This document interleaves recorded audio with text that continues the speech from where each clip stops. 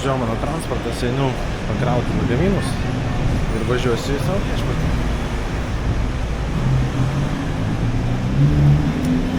Hola, amigo. Hola. ¿Cómo estás? I don't speak Spanish, but know a couple of words. Thank you very much.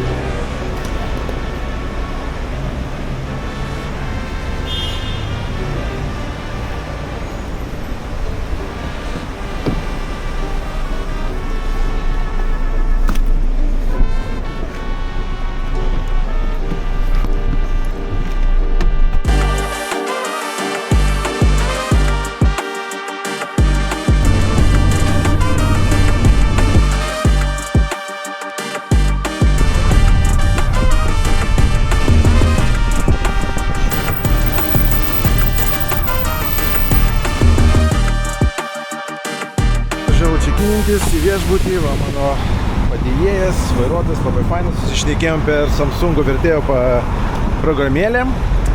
Tai tuoj palaukit, one moment. Važiavom į viešbutį, Gran Rizzo, Buenos Aires. Tai va, einam čekinintis, nežinau, ar man leisis čekinintis anksčiau. Hola. Tai bus matyti, jeigu leis, nes nuo 3 valandos, o dabar tik tai 10, kažkas tokia pusė 10, gal tik atskridau. Centrinėme rajone, beveik centre, Buenos Aires, tai išėjau pasivaikščioti. Pavalgysiu, po to vėliau negalėjau niekaip padaryti čekiną, nes tik tai nuo 1 valandos, pas mane šiaip nuo 3, o sako nuo 1, tai ir taip, early čekino dabar tik tai 11 kažkur valanda, tai na, reikės pasitikrinti miestą, pavalgyti, pažiūrėsim. Šiaip gan švarus miestas, man sakė, kad ne švarus, bet ne, visiškai normalus.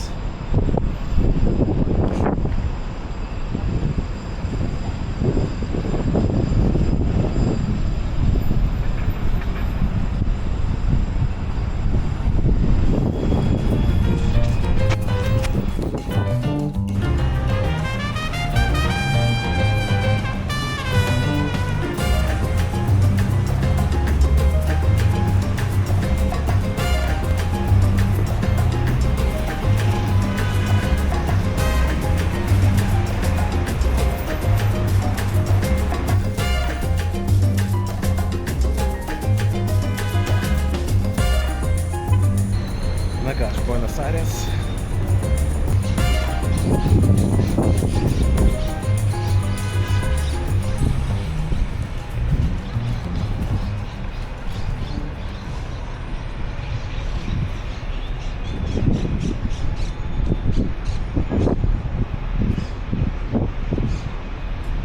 Buenos Aires.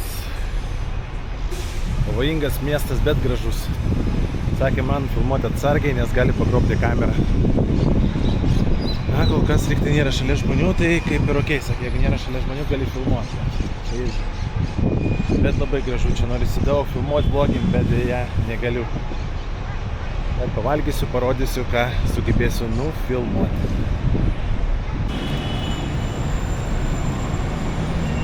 Vakare noriu nueiti šitą pizzeriją, nelabai žymi. Pavalgyti, dabar jinai kol kas uždaryta, bet pažiūrėsim, gal bus atidaryta, tai nueisiu pavalgyti. Theater District, va šitą vat pizzeriją, man rodos šitą. O gal aš klystu, nežinau, ne, man rodos šitą. Ir pažiūrėsim, vienu žodžiu.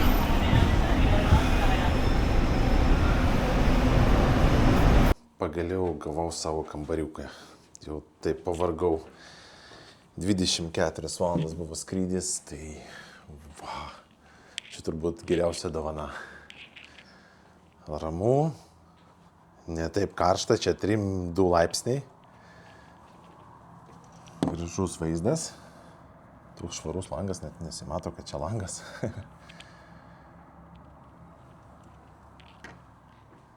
Va, tai galėsiu pailsėti, o vėliau eisiu vakare valgyti. Galvojau nueiti valgyti pizzą, bet Argentinoje labai skanus steikai, labai skanus ir tikrai nebrangus. Tai turbūt nueisiu steiko.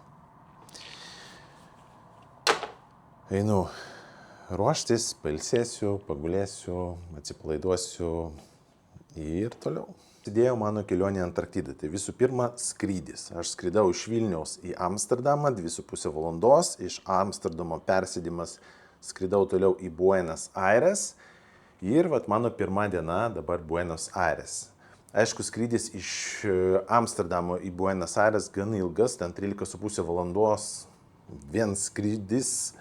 Aišku, skridau su KLM, tai gan neblogas skrydžio organizatorius ir lėktuvas didelis, Boeingas buvo ir ten maitino 2 kartus, ir sulčių, ir gėrimų, ir kavos, tikrai ir salotų, ten servisas tai aukšto lygio, bet pats skrydis 13,5 valandos, tu sėdi sėdinėje, ta vieta nėra labai didelė, patogi, tai mano patarimas, kad jeigu jūs renkate savo vietą, jokiais būdais nesirinkit vietą prie lango, nes sėdės šalia kaip minimum porą žmonių ir jeigu jie naktį miegos, o tikrai jie miegos, jūs norėsite atsistoti kažkur išeiti, nedaug dievė dar šalia sėdės koks storesnis žmogus, tai žinokit, patogumo bus labai mažai. Ir ten galima, aišku, dar primokėti kažkiek pinigėlių ir pasirinkti savo vietą, kur bent 10 cm yra daugiau vietos kojom. Tai jūs galite ištiesti kojas ir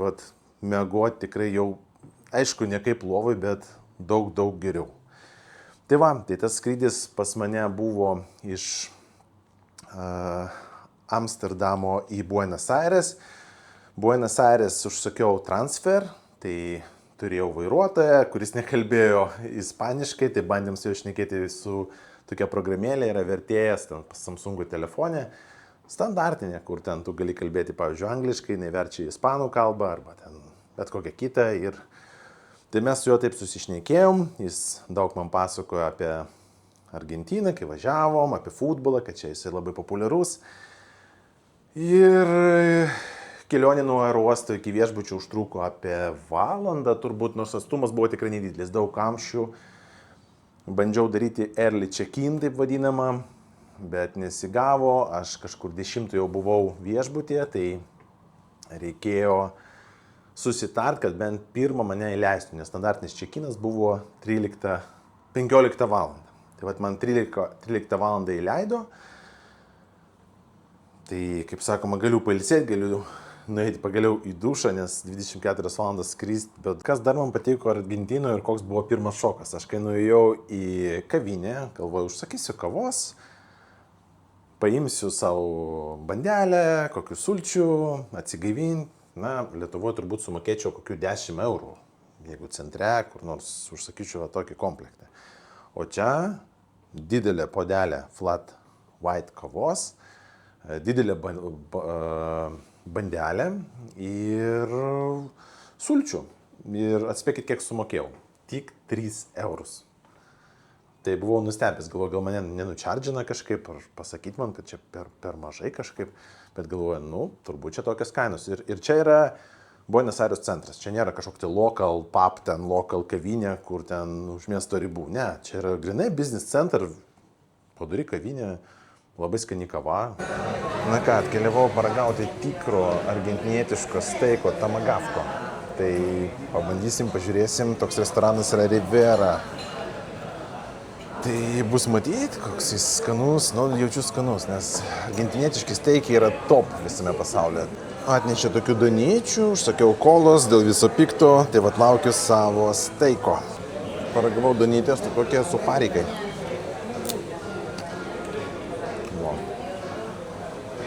Čia kaip daug visokiausių duonos gabaliukų turim.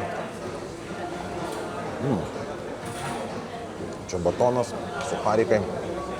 Bandelės, paragausim bandelėm. Čia standartas. Čia mes galim nukonkuruoti su bandelėm. Įdomu, koks bus steikas. Jūs tik pažiūrėkite šitą steiką. Kokio jis storio. Su kauliuku, kaip viskas turi būti. Vegetables. Hebra, ragaujam. Koks šis steikas, žiūrėkit. Well done, trupučiuką rare, bet aš norėjau well done, mažą ką, žinot, bet koks skonis.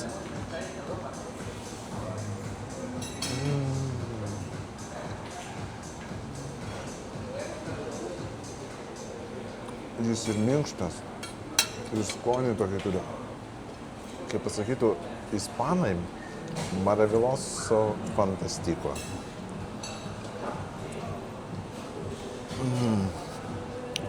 Turbūt geriausias steikas mano gyvenime. Tai jeigu busit Argentinai, Buenos Aires, būtinai užeikit, restoranas Rivera, užeikit, paragaukit tikro tomahawko. O aš einu toliau valgyti. Tik atsibudau, 6 val. Ryto. Šiandienos misija bus skrydis į pietus, iš Buenos Aires į Ushuaia. Tai toks nedidelis miestelis ugnies žemėje. Pats skrydis 3,5 valandos, nuo 4 val. Vakaro iki 7:30, aš turbūt atskrisiu, bet 8 į Ushuaia. Pats miestelis nėra didelis, tai toks labiau kaip uostas, kur bazuojasi visi laivai. Tai aš ten irgi skrendu, kad onboardinti savo ekspedicinį laivą, su kuriuo aš plauksiu į Antarktidą. Tai šiandienos planas pavalgyti, pailsėti ir skrydis.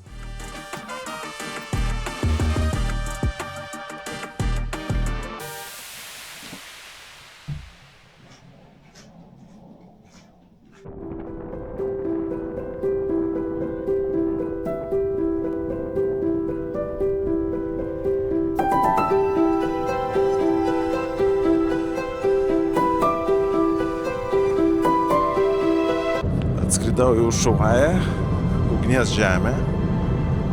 Važiuoju dabar į uostą. Tikiuosi, kad mano laivas jau ten. Čia jau šalčiau, kažkur plius gal 6, gal 8 laipsniai. Jaučiuosi, kad nors ir vasara, bet tikrai šalčiau. Bet pasakiškai graži gamta.